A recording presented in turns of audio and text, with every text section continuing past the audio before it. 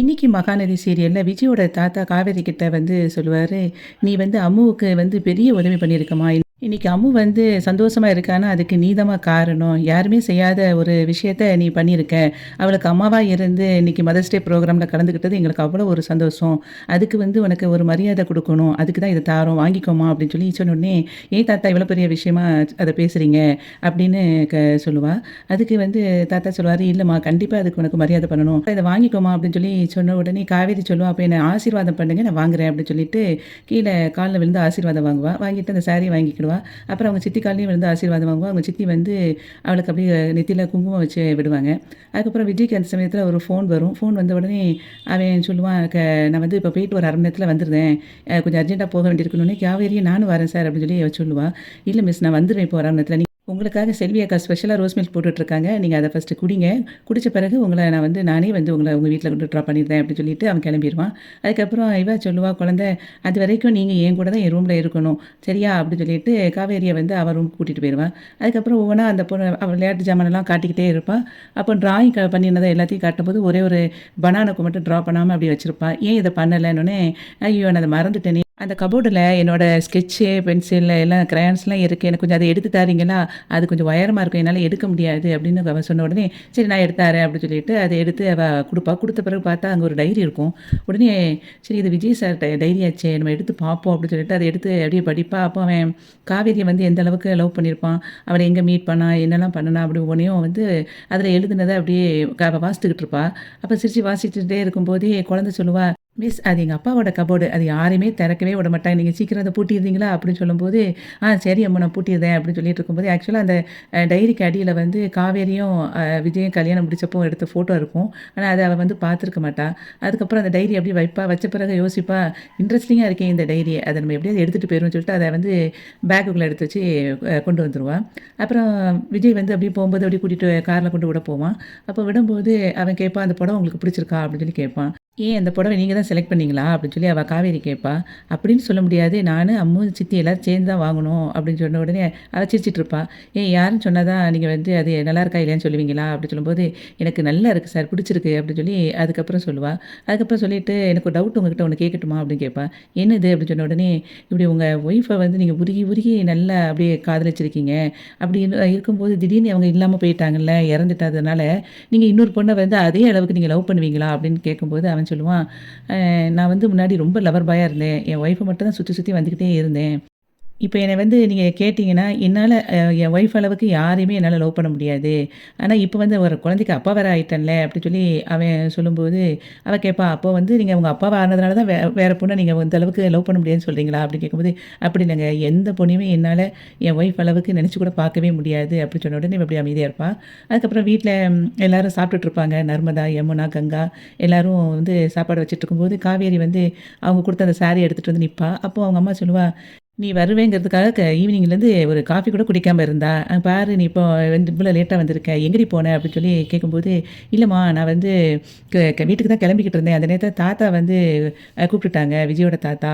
அதான் சரி என்னன்னு போய் பார்த்தா, அவங்க எனக்காக இந்த சாரியெல்லாம் எடுத்து குடுத்துட்டு, குங்குமம்லாம் வச்சு எல்லாம் விட்டுட்டாங்க. தாம்பூல தட்டுல, வெத்தல பாக்கு எல்லாம் இருந்துச்சு. அதையெல்லாம் குடுத்து விட்டாங்க" அப்படி சொல்லி சொல்லிக்கிட்டு இருப்பா. அப்போ உடனே அதுக்கு நர்மதா சொல்லுவா, "எனக்கா, உன்னை ஒரு மினி நிச்சயதார்த்தமே பண்ணிட்டாங்களா?" அப்படின்னு சொல்லி கேட்பா. உடனே, "நீ சும்மா இருக்க மாட்டியாடி?" அப்படின்னு சொல்லிட்டு அவ சொல்லிட்டு இருக்கும்போதே, "எங்க கொண்டா சாரிய பார்ப்போம்ன்னு" சொல்லிட்டு கங்கா பார்த்துட்ருப்பா. அப்போ எல்லாரும் மாறி மாறி சாரி பார்த்த உடனே, "சூப்பரா இருக்குடி சாரி" அப்படின்னு சொல்லிட்டு இருக்கும்போதே அவங்க அம்மா சொல்லுவா, "இங்க பாருடி, இந்த சாரி எடுத்து மெனக்கெட்டு குடுத்துருக்காங்க. இத கட்டும்போது ஒரு ஃபோட்டோ எடுத்து விஜய் தம்பிக்கு அனுப்பி விட்டுரு" அப்படின்னு சொல்லி சொல்லுவா. அதுக்கு "ஏம்மா அது அப்படி செய்யணும்? அவருக்கு நான் எதுக்கு அனுப்பணும்?" அப்படின்னு சொல்லி இவ காவேரி கேட்பா. அதுக்கு அவங்க அம்மா சொல்லுவாங்க, "ஏன்டி, நீ மெனக்கெட்டு ஆசையா எடுத்து குடுத்துருக்காங்க. நீ ஒரு ஃபோட்டோ எடுத்து அனுப்புனீன்னா, அவங்க தாத்தா, அவங்க சித்திட்டலாம் காட்டுவார்ல அவரு" அப்படின்னு சொன்னோனே, "சரி, சரி, பார்க்கலாம்" அப்படின்னு சொல்லிட்டு இருக்கும்போதே அங்கேருந்து நிவின் வருவான். நிவின் வந்த உடனே எல்லாரும் அப்படியே சந்தோஷமா இருப்பாங்க. அப்போ யமுனா சொல்லுவா, "பாத்தியா நர்மதா, இவ்வளோ நாளும் உங்க மாமா வந்ததே கிடையாது. இன்னைக்கு நீ வந்திருக்கேன்னோன தான் இங்க வாராரு" அப்படின்னு சொல்லிட்டு இருப்பா இவ யமுனா. "சரி தம்பி, சாப்பிடுங்க" அப்படின்னு சொல்லிட்டு காவேரியோட அம்மா சொல்லும்போது, உடனே யமுனா சொல்லுவா, "சரிங்க, நீங்க போய் கை, கால் கழுவிட்டு வாங்க, சாப்பிடலாம்" அப்படின்னு சொல்லிட்டு இருப்பா. உடனே சரின்னு சொல்லிட்டு அவனும் கிளம்பி அங்க போயிருவான். காவேரியோட அம்மா வந்து அப்படி ரொம்ப சோகமா அப்படியே உட்காந்து எல்லாரையும் பார்த்துட்ருப்பா. அப்ப அவங்க அம்மாவ பார்த்துட்டு காவேரி கேட்பா, "என்னம்மா ஆச்சு?" அப்படின்னு. "இல்ல, நீங்க எல்லாரும் இப்படி சந்தோஷமா இருக்கிறீங்க. ஆனா அத பார்க்க வந்து உங்க அப்பாவுக்கு வந்து குடுத்து வைக்கல பார்த்தியா?" அப்படின்னு சொல்லி சொல்லும்போது, "அப்பா இங்க இல்லன்னு ஏம்மா நெனைக்கிற? அப்பா நம்ம கூட தான் இருக்கிறாங்க. அப்பாவ தான் நம்மளால பார்க்க முடியலன்னு நெனச்சுக்கோ. நீ இதெல்லாம் நெனச்சு வருத்தப்படாத. இந்தா சாப்பிடுன்னு" சொல்லிட்டு வாயில ஊட்டி விடுவா. அவ ஊட்டி விட்டத பார்த்த உடனே நர்மதா சொல்லுவா, "நீ மட்டும் தான் ஊட்டி விடுவியா? நானும் ஊட்டி விடுவேன்னு" சொல்லிட்டு அவ விட்டா அதுக்கப்புறம் கங்கா, யமுனா எல்லாரும் சேர்ந்து ஊட்டுவாங்க.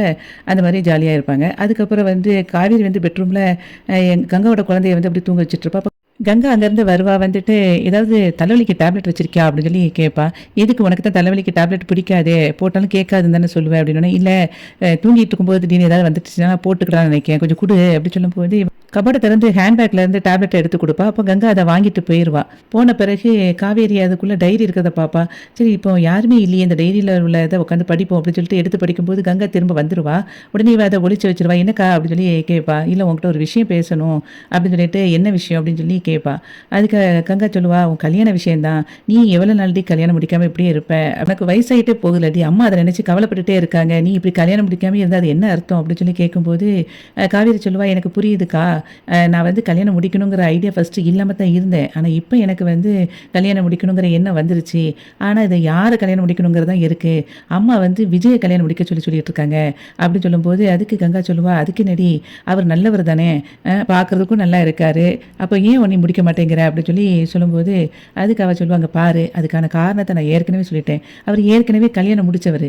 அவர போய் என்ன திரும்ப திரும்ப என்ன கல்யாணம் முடிக்க சொல்லிட்டு இருக்காங்க. எக்காரணத்த கொண்டு எனக்கு அவர கல்யாணம் முடிக்க இஷ்டம் இல்ல. நான் கண்டிப்பா கூடிய சீக்கிரத்தில எனக்கு பிடிச்ச மாதிரி, எனக்கு ஏத்த மாதிரி உள்ள ஆள நான் பார்த்து கண்டிப்பா கல்யாணம் முடிப்பேன். அப்போ உங்ககிட்ட சொல்றேன். நம்ம எல்லாரும் சேர்ந்து அதுக்கப்புறம் நர்மதாவுக்கு கல்யாணத்த முடிச்சு வைப்போம். நர்மதாவுக்கு கல்யாணத்த முடிச்சு வச்ச பிறகு கண்டிப்பா அம்மா என் கூட தான் இருக்கணும். நான் அத மட்டும் உறுதியா சொல்றேன். சரியா?" அப்படின்னு சொன்ன உடனே இவளும் சரின்ட்டு கிளம்பிருவா. அதுக்கப்புறம் நர்மதா, கங்கா, யமுனா 3 பேரும் உட்காந்து பேசிட்டு இருப்பாங்க. அப்போ இவ சொல்லுவா, யமுனா, "இப்படியா அவ சொல்லிக்கிட்டு இருந்தா?" அப்படின்னு சொல்லி சொல்லுவா. "ஆமாடி, அவ விஜய் வந்து கல்யாணம் முடிக்க மாட்டேங்கிறதுல ஸ்ட்ராங்கா இருக்கா. என்ன பண்ணனே தெரியல." அப்படின்னு சொல்லி சொல்லிக்கிட்டு இருப்பா. நர்மதா வந்து சொல்லுவா, "அக்காவுக்கு வந்து பழசெல்லாம் ஞாபகம் வந்து விஜய் மாமா கூட சேருவாங்கன்னு பார்த்தோம். அதுவும் நடக்கல. சரி, நம்மளாவது சேர்த்து அக்காவுக்கு எப்படியாவது விஜய் மாமாவ கூட கல்யாணத்த முடிச்சு வச்சிடலாம்லாம் பார்த்தோன்னா, அதுவும் நடக்காது போலயே." அப்படின்னு சொல்லிட்டு ஃபீல் பண்ணிட்டுருப்பா. அப்போ யமுனா சொல்லுவா, "அதுக்காக நம்ம அப்படியே விட்டுற முடியாதுல்ல. விஜய் மாமாவ பார்த்தாலும் பாவமா இருக்குது." அப்படின்னு சொல்லி ஃபீல் பண்ணிட்டு இருக்கும்போது கங்கா சொல்லுவா, "அவர் பாவம். தன்னோட ஒய்ஃபு விட்டுட்டு எங்கேயும் போயிறக்கூடாது அப்படின்னு சொல்லிட்டு அவ மேல உயிரா இருக்காரு. இவளுக்கு அவ தான் புருஷன் அப்படிங்கிறது கூட தெரியாம இருக்கா. என்ன பண்ணனே தெரியல." அப்படி சொல்லும்போது, அப்போ யமுனா சொல்லுவா, "நம்ம அப்படிலாம் விட்டுற முடியாதுல்லக்கா. எப்படியாவது இதுக்கு ஒரு வழி பண்ணணும்." அப்படின்னு சொல்லி பேசிட்டு இருப்பாங்க. அப்புறம் ஹால்ல வந்து தாத்தா அப்படியே உட்காந்துட்டு இருப்பாரு. அப்ப, "என்ன தாத்தா இங்க சும்மா உட்காந்துருக்கீங்க?" அப்படின்னு சொல்லும்போது, "ஆமாடா, ரூமுக்குள்ளேயே இருக்கிறது போர் அடிச்சுச்சு. அதான் அங்க உட்காந்துருக்கேன்." அப்படின்னு சொல்லிட்டு இருக்கும்போது, அங்கேருந்து அவங்க சித்தியும் வருவா. அப்ப அவங்க சித்தி சொல்லுவா, "இன்னைக்கு ரொம்ப சந்தோஷமா இருந்தது. அவ கால்ல விழும்போது எங்களுக்கு அவ்வளோ ஒரு சந்தோஷமா இருந்தது. அதேமாரி அவளுக்கு நெத்தியில அப்படியே குங்குமத்த வச்சு விடும்போதும், ரொம்ப ஒரு மனசுக்கு நிறைவா இருந்தது. காவேரிக்கு இத ஒரு காரணமா வச்சு இந்த சேலைய குடுத்ததே ரொம்ப சந்தோஷமா இருக்கு." அப்படின்னு அவங்க சித்தி சொல்லிட்டுருப்பா.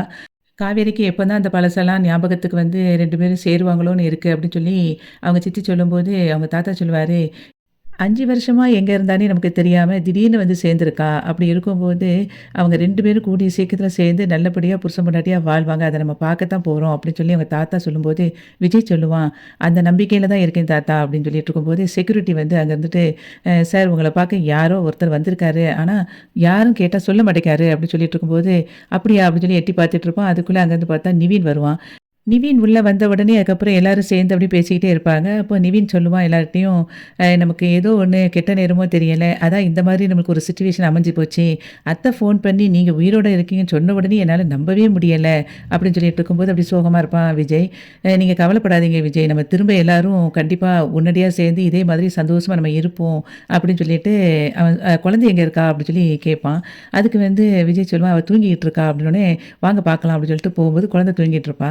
அவன பார்த்த உடனே இவன் எப்படி எமோஷனலா இருப்பான் பார்த்துட்டு நிவின். அதுக்கப்புறம் போய் பாருங்க உள்ளன்னோனே, "இல்ல, இல்ல, தூங்கட்டும்." அப்படின்னு சொல்லிட்டு திரும்ப வந்துருவாங்க. அதுக்கப்புறம் 2 பேரும் சேர்ந்து ட்ரிங்க்ஸ் பண்ணிட்டு இருப்பாங்க. அப்ப பண்ணிக்கிட்டே இருக்கும்போதே 2 பேரும் அவங்கவங்க மாறி மாறி ஒவ்வொன்னா விஷயத்த சொல்லிட்டே இருப்பாங்க.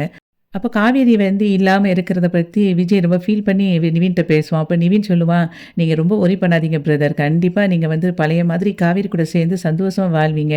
அப்படின்னு சொல்லிட்டு இருக்கும்போதே விஜய் சொல்லுவான், "சரி வந்ததுலேருந்து என்ன பத்தியே நீங்க பேசிக்கிட்டு இருக்கீங்களே, உங்கள பத்தி எதுவுமே சொல்லவே இல்லையே." அப்படின்னு சொல்லிட்டு, "உங்க கல்யாண வாழ்க்கை இப்ப எப்படி போகுது?" அப்படிங்கிற மாதிரி அவன் கேட்பான். அதுக்கு வந்து அவன் சொல்லுவான், "நீங்க ஸ்டார்ட்டிங்ல எனக்கு வந்து யமுனாவ கல்யாணம் முடிச்சு வைக்கும்போது, எனக்கு உங்க மேல பயங்கர கடுப்பா இருந்தது. உங்கள பார்க்கும்போதெல்லாம் அவ்வளோ கோவம் வரும். ஆனா, இப்ப யோசிச்சு பார்த்தா பயங்கர சிரிப்பா வருது. யமுனாவ வந்து ஆரம்பத்தில எனக்கு அப்படியே கோவமா இருந்துச்சு, பிடிக்காம இருந்தது. ஆனா, இப்ப யோசிச்சு பார்த்தா, எனக்கு வந்து யமுனா தான் என் வாழ்க்கைக்கு கிடைச்ச பெரிய பொக்கிஷமா நான் யோசிக்கிறேன். இப்ப வந்து நீங்க என்னோட லைஃப்ல வந்து பெரிய நல்லது தான் பண்ணியிருக்கீங்க." அப்படின்னு சொல்லிட்டு யமுனாவ வந்து ரொம்ப பெருமையா பேசிக்கிட்டு இருப்பான் நிவின். அத கேட்ட உடனே விஜய்க்கு வந்து ரொம்ப ஹாப்பி ஆயிரும்.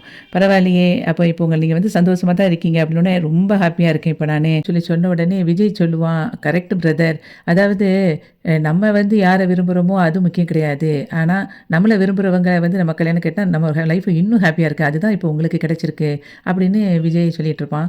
அப்போ வந்து இவன் சொல்லுவான் விஜய் கிட்ட, "நிவின் நீங்க கண்டிப்பா பாருங்க. உங்க லைஃப்பும் கூடிய சீக்கிரத்தில சரியாகி, நம்ம எல்லாரும் ஒற்றுமையா சந்தோஷமா தான் இருக்க போறோம்." அப்படின்னு சொல்லும்போது, "எங்க நிவின், அவ தான் என்னைய வந்து ஏத்துக்கவே மாட்டேங்கிறாளே! நான் கூட ஓப்பனாவே கேட்டு பார்த்துட்டேன். அவள நான் வந்து கல்யாணம் முடிக்கிறதுக்கு. அப்ப கூட ஒத்துக்கவே இல்லையே!" அப்படின்னு சொல்லும்போது, "அவ ஒத்துக்கலைன்னா என்ன? அப்போ உங்க 2 பேத்துக்கும் சேர்த்து ஒரு கட்டாய கல்யாணம் பண்ணிடுவேன். நீங்க எனக்கு அப்படித்தானே பண்ணி வச்சீங்க." அப்படின்னு சொல்லிட்டு அவன் நிவின் சொல்லுவான். உடனே அதுக்கு அவன் சிரிப்பான். அதுக்கப்புறம் வந்து நிவின் சொல்லுவான், "உங்கள வந்து அதாவது காவேரி கல்யாணம் முடிச்ச பிறகு, நீங்க திரும்ப பாருங்க. உங்கள அவ டார்ச்சர் பண்ணிக்கிட்டே இருப்பா. நீங்க அதுக்கப்புறம் வாங்கிக்கிட்டே இருக்க வேண்டியதுதான்." அப்படி சொல்லும்போது, விஜய் சொல்லுவான், "எனக்கு எவ்வளவு டார்ச்சர் பண்ணாலும் எனக்கு பிரச்சனையே கிடையாது. ஆனா என்னைய வந்து அவ கல்யாணம் முடிக்கணும். நான் அவ கூட சேர்ந்து வாழணும். அது மட்டும் தான் எனக்கு இப்ப இருக்கு." அப்படின்னு சொல்லிட்டு இருக்க மாரி, இன்னைக்கு வந்து மகாநதி சீரியல் வந்து முடிஞ்சது. வீடியோவுக்கு ஒரு லைக் குடுத்து, சேனல சப்ஸ்கிரைப் பண்ணுங்க. நன்றி.